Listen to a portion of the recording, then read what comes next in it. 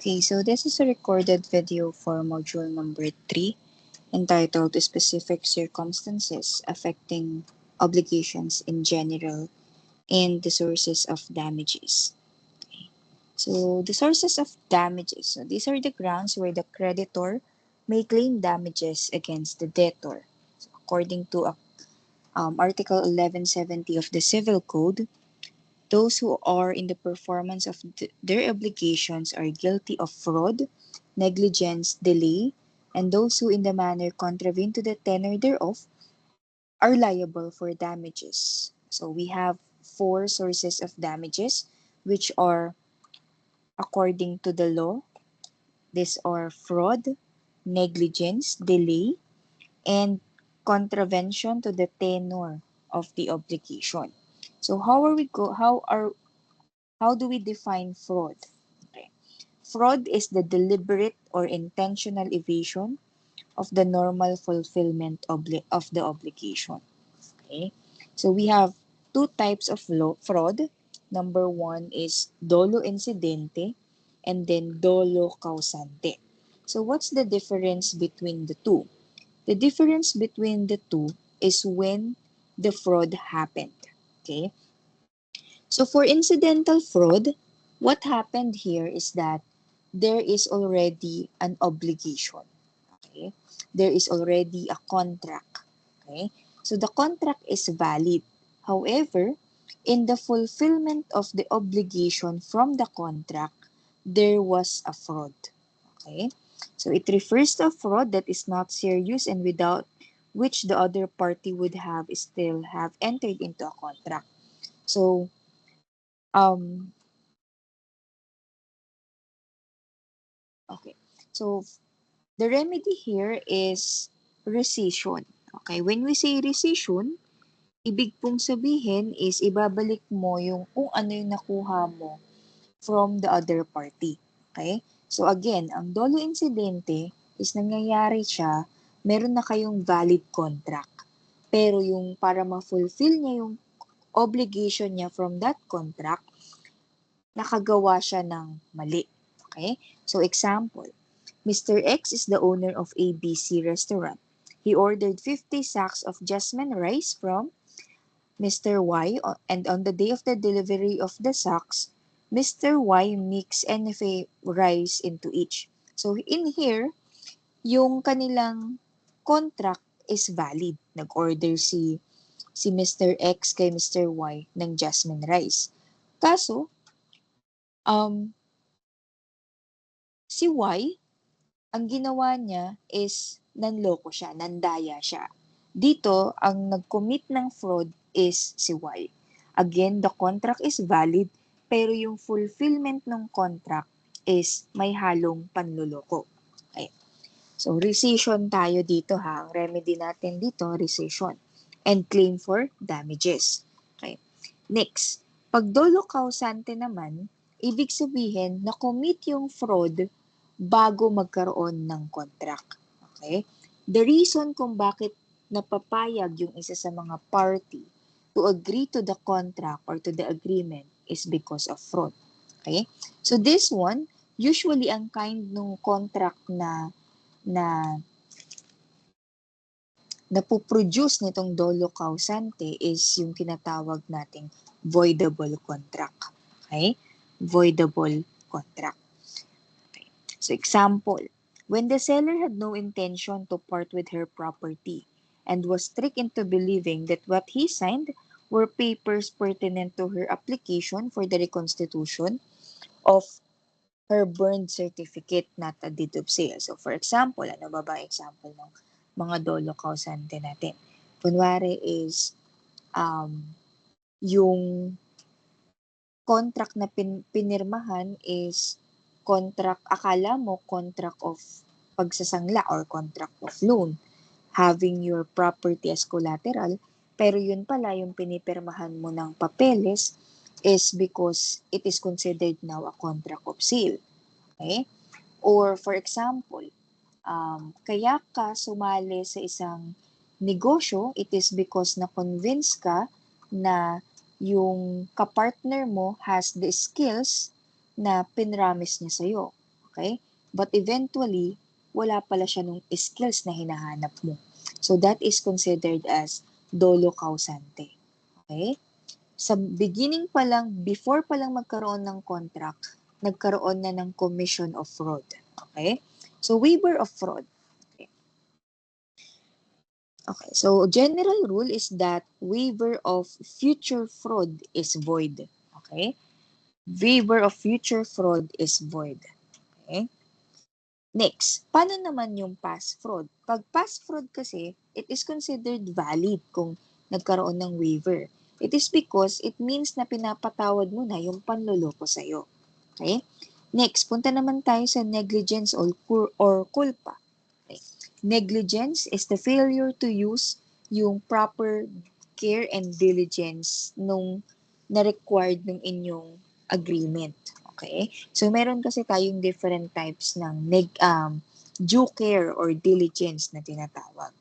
Okay? So, depende kung ano yung napag-usapan ninyo. But if the problem is silent, ang diligence na ipoprovide natin is yung ordinary diligence or also known as diligence of a good father of a family.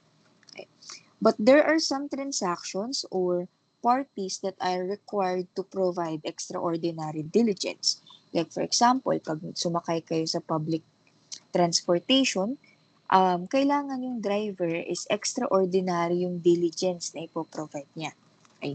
So we have two types of negligence, culpa contractual or contractual negligence, and then culpa achilliana or yung tinatawag nating quasi-delic. Sa culpa contractual, ang nangyayari dito is meron kayong kontrata. Okay? Kaya nga siya culpa contractual.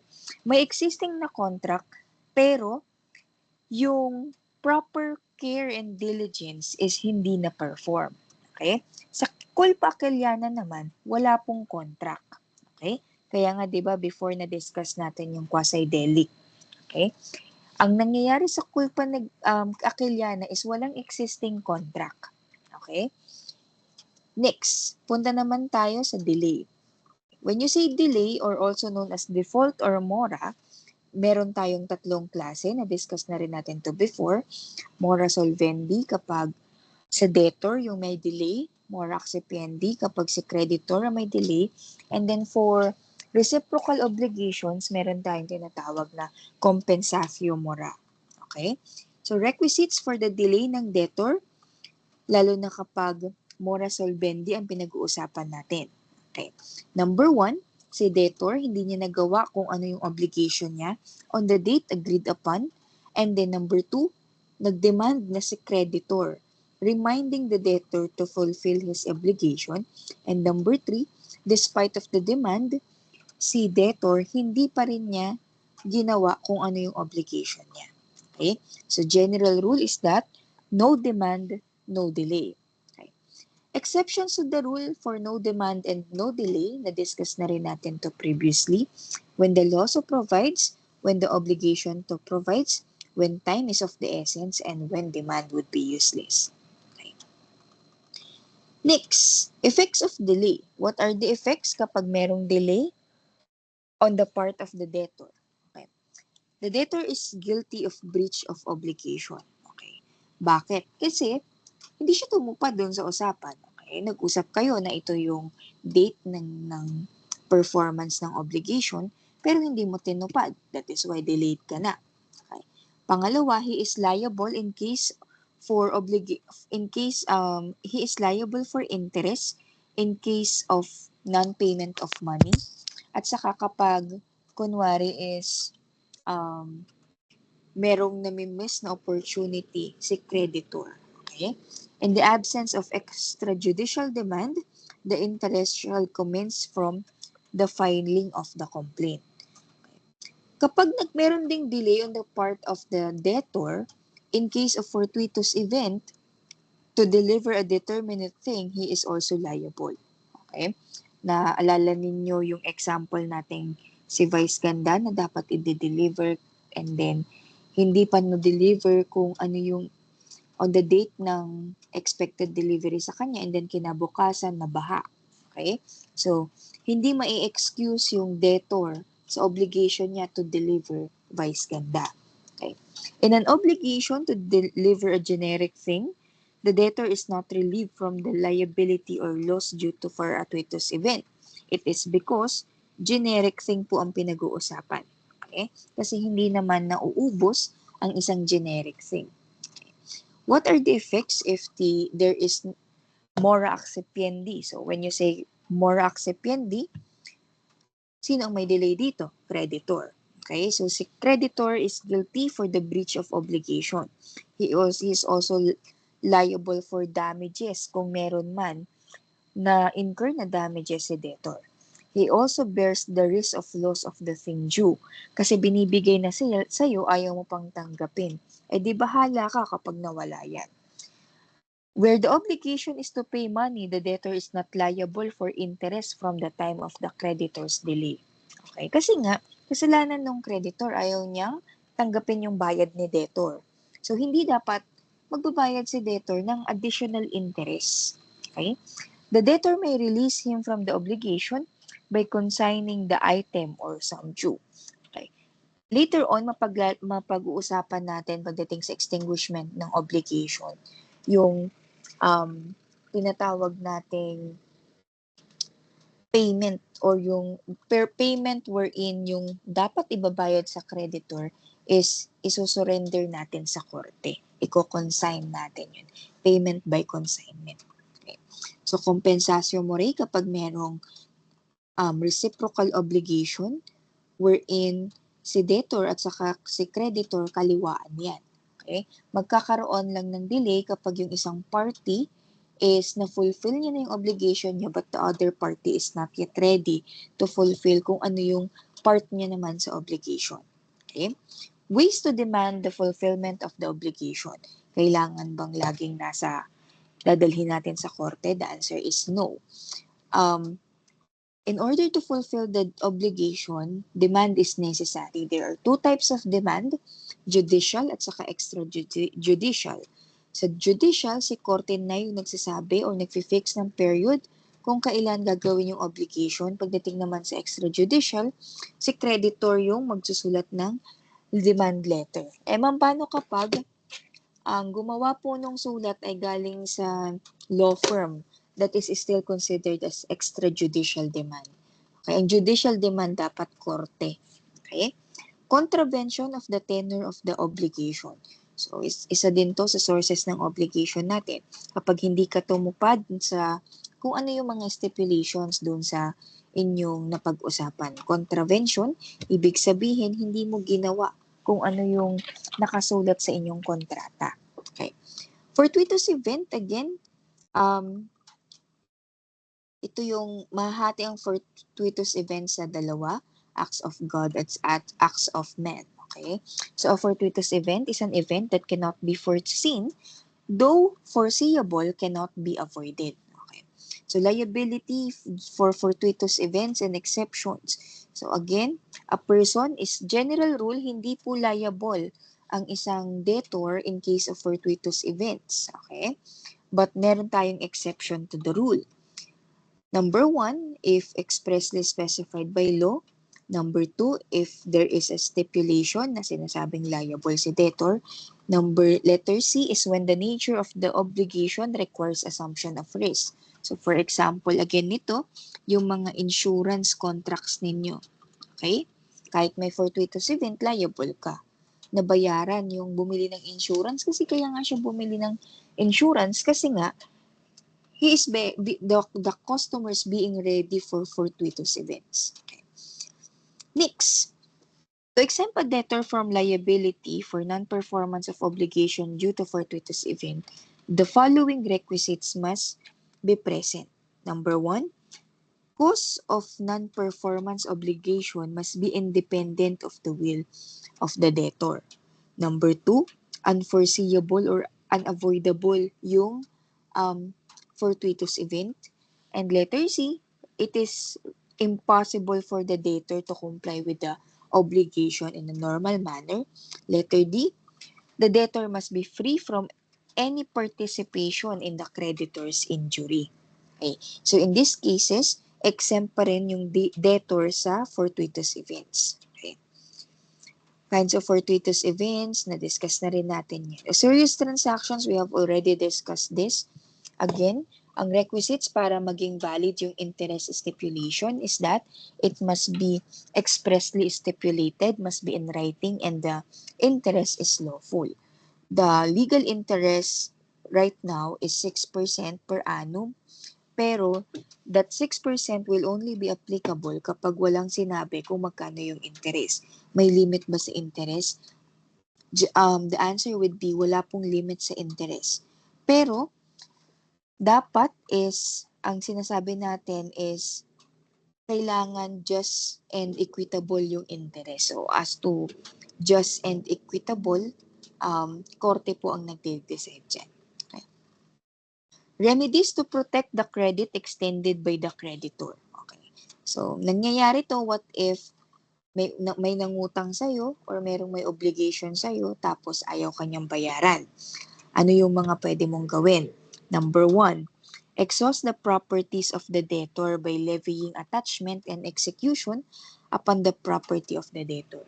Kung meron siyang ibang property, yung property niya is i-attach natin doon sa obligation niya. Ibig sabihin, hihilain mo yung mga property niya para mabayaran yung utang.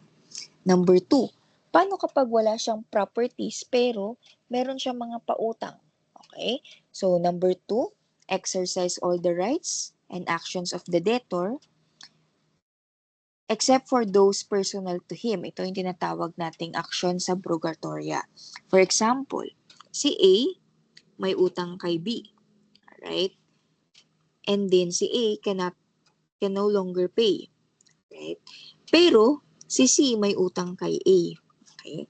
Ngayon, ang mangyayari, pwedeng sabihin ng korte si C na C, magbayad ka na lang kay B. Okay? Yung utang mo kay A, ibabayad mo kay B. Magkakaroon ng substitution doon sa creditor between A at saka B. Okay? Next, how about yung aksyon Pauliana? Ano naman to? Number 3, seek rescission of the contracts executed by the debtor in fraud of the rights. So, ang aksyon Pauliana naman nangyayari is when merong mga kontrata na in-enter si debtor, pero ang purpose ng mga kontrata na yun ay lokohin yung kanyang mga creditors. So, for example, si A, may utang siya kay B. Hindi siya makabayad kay B. Pero, para hindi makuha ni B yung kanyang properties, si A, ibebenta niya yung lupa kay C. Kunwari lang. Okay? Gagawa sila ng deed of sale, pero wala naman talagang na-receive si A na pera. Okay? Since dito, ang purpose talaga ni A is to defraud yung creditors, which is B, ang mangyayari na remedy for B is ika-cancel niya yung kontrata between A and C. Okay? Next, transmissibility of rights of the creditor. So, general rule, all rights belonging to the creditor by virtue of an obligation may be assigned or transferred to another person.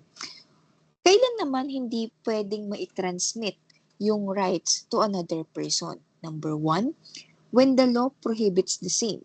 Number 2, if the parties entered into an agreement and there shall be no transmission or assignment of rights na pag-usapan nilang dalawa.